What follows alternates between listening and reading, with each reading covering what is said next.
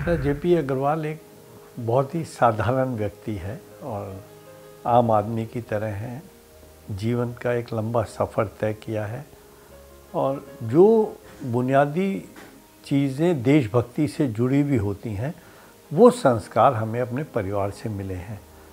गरीब आदमी के हक़ में बोलना, कमज़ोर की मदद करना और कहीं कोई ज़्यादती हो रही है तो उसके खिलाफ़ लड़ना और आवाज़ उठाना, तो मुझे लगता है ये सही डेफिनीशन होगी।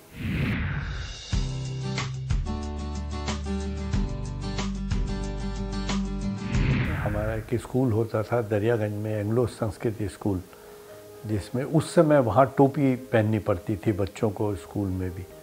और उसके बाद फिर मैं दिल्ली यूनिवर्सिटी में पढ़ा, हंसराज कॉलेज में, वहाँ से ग्रेजुएशन की मैंने। और फिर मेरा राजनीतिक सफ़र शुरू हुआ। मैं व्यापारी भी रहा, बीच में व्यापार भी करता था। और उसके बाद फिर मैंने सबसे पहला चुनाव 1983 में दिल्ली नगर निगम का लड़ा और उसके एकदम बाद लोकसभा लड़ा 1984 में। तो मैं दोनों रहा, कॉरपोरेशन का मेंबर भी रहा और लोकसभा का सदस्य भी रहा। उसके बाद एक लंबा सफ़र मेरा रहा। मेरा ये 8वां लोकसभा का चुनाव था। मुझे लगता है दिल्ली में अभी तक किसी के 8 चुनाव नहीं हुए और मैं ही एक ऐसा व्यक्ति हूँ जो राज्यसभा का मेंबर भी रहा और लोकसभा का भी। कांग्रेस से कोई दूसरा आदमी नहीं रहा। हमने बचपन में जो माहौल देखा अपने परिवार में, क्योंकि मेरे पिताजी 1945 में सबसे पहले कमेटी के मेंबर बने और सन 72 तक रहे, तो देखा कि हमें उनकी आवाज़ उठानी है, उनसे मिलना है जो गरीब हैं और वही कांग्रेस में सबसे ज़्यादा विश्वास करते हैं। किस तरह हम समाज के लिए काम कर सकते हैं, किस तरह हम गरीब आदमी के लिए काम कर सकते हैं, जो क्षेत्र हमें मिले उसमें क्या कमियां हैं और उसके लिए कितनी ज़ोर से हम बोल सकते हैं। देखिए, कोई भी चुनाव लड़ना आसान नहीं होता, उसे जीतना भी आसान नहीं होता और अपनी पार्टी के साथ आप वफादार रहें और जो उसके नीति और कार्यक्रम है उस पर चलकर आप काम करें, ये बड़ा कठिन विषय होता है। नंबर 2, जब मुझे दिल्ली प्रदेश कांग्रेस कमेटी का प्रधान बनाया गया तो वो भी एक चुनौती थी मेरे लिए और उस चुनौती को पूरा करना, एक नया रूप देना उसको, ये मेरी जिम्मेदारी थी।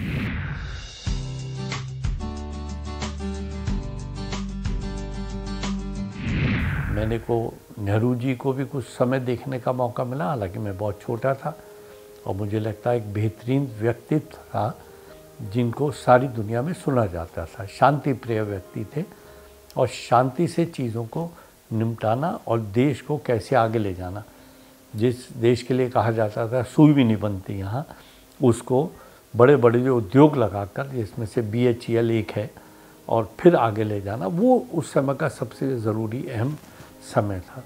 उसके बाद मैं इंदिरा जी को भी बहुत मानता हूँ, क्योंकि एक लौह पुरुष थी और उनका मेरे को एक कदम, हालांकि बहुत सारे हैं जिनकी चर्चा की जा सकती है, वो भी नॉन अलाइन नेशंस में बहुत विश्वास करती थी और 105 मुल्क उनके नेतृत्व में एक हुए थे। राजीव गांधी जी के साथ काम करने का मौका मिला।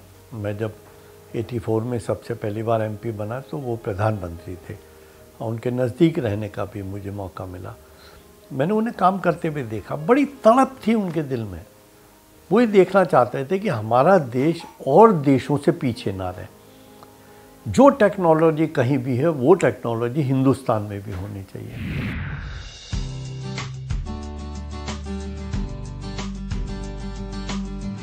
किसी का भी जीवन साधारण नहीं होता और मुझे ये भी नहीं लगता कि कभी कोई एक परेशानी आती हो और उसके बाद निकल गया तो कोई परेशानी नहीं आती। जीवन में बराबर उतार चढ़ाव आते हैं। आपके अगर व्यापार करते हैं तो उसमें आते हैं, आपका परिवार है तो उसमें भी आते हैं, आप जो काम करते हैं, अगर आप राजनीति में हैं तो उसमें भी आते हैं, आप चुनाव जीतते भी, आप हारते भी हैं, आपके दोस्त भी होते हैं और आपके दुश्मन भी होते हैं। लेकिन मुझे एक सेंटेंस बहुत अच्छा लगता है कि दुश्मन की तरफ जब देखो जब दोस्तों की कमी हो। तो अपने दोस्त बहुत ज़्यादा बनाने चाहिए। सबको लगना चाहिए मेरा 100% का दोस्त है वो, तो वो आप में विश्वास करेगा और आपके साथ चलेगा।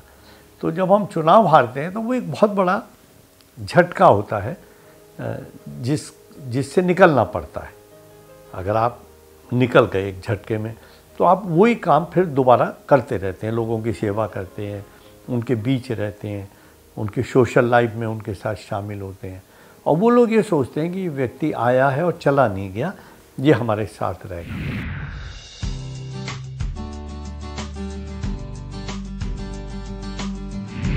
मुझे, जैसे मैंने बताया, मैं खिलाड़ी रहा हूँ। मुझे स्पोर्ट्स के खेलता तो मैं क्रिकेट था, लेकिन और जो स्पोर्ट्स से भी मेरी हमदर्दी रही है, मैं इंटरेस्ट लेता था।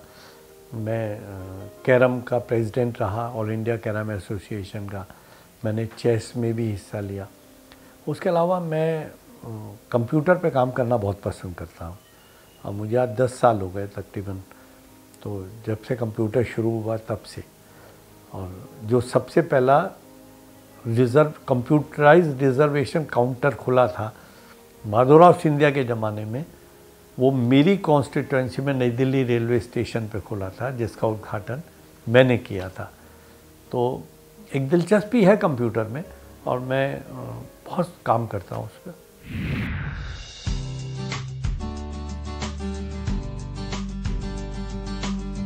मुझे लगता है कि जीवन का सफ़र आखिरी दिन तक, आखिरी लम्हे तक भी आपकी सोच ख़त्म नहीं होती और होनी भी नहीं चाहिए।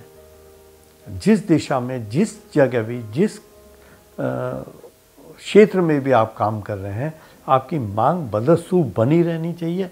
उसमें क्या बदलाव हो सकते हैं, क्या तब्दीलियां हो सकती हैं, जो जिम्मेदारी आपको मिली वो आप कैसे पूरी कर सकते हैं। कुछ लोग हादसे में आते हैं। मैं एक राजनीतिक परिवार से संबंध रखता हूं और मेरी अपनी पृष्ठभूमि है और मेरे अपने कार्यक्रम हैं, लेकिन बहुत सारे लोग एकदम हादसे में आ जाते हैं कि कुछ चुनाव लड़ लिए, जीत गए, अब वो ढूंढते हैं कि हमें करना क्या है, क्योंकि उनका काम कुछ और होता है, और उसके बाद एकदम आने के बाद वो बहुत सारे साल तो वैसे ही निकल जाते हैं। उनको वो एक्सपीरियंस नहीं मिल सकता जो एक राजनीतिक व्यक्ति के पास पूरे से होता है, पहले से होता है।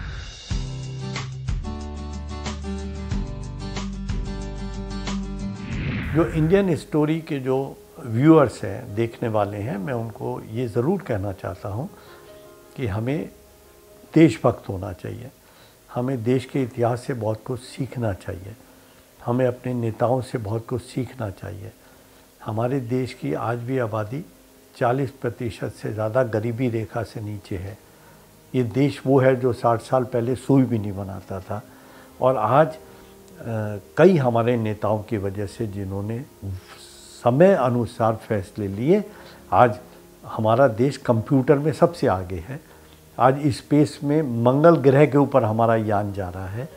आज हम एटम बम बनाते हैं, आज हम बड़े बड़े कारखाने लगाते हैं, बड़े बड़े शिप बनाते हैं, एयरक्राफ्ट बनाते हैं।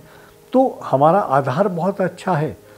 हम किसी के कहने से छोटे नहीं, कमज़ोर नहीं हो जाएंगे।